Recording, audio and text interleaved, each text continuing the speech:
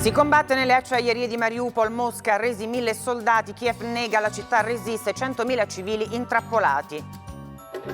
Biden accusa direttamente Putin di genocidio, vuole cancellare gli ucraini, Macron non aiuta la pace, Pechino evitare nuove tensioni. Draghi incontra i leader del centrodestra di governo e conferma nessun aumento di tasse sulla casa, Salvini Tajani al lavoro per soluzione condivisa. In arrivo i primi 21 miliardi del PNRR, Istat cresce la produzione industriale a febbraio, ma la guerra aumenta l'incertezza, il rischio maggiore l'inflazione. Sconfitta record per una squadra di calcio giovanile di Nuoro, la partita finisce 40-0 ed è polemica anche per gli effetti psicologici sui ragazzi e ora si ipotizza un nuovo regolamento. Buongiorno dal TG1 in Ucraina, la battaglia finale su Mariupol, si combatte corpo a corpo nelle acciaierie della città. Mosca annuncia si sono arresi ma Kiev smentisce.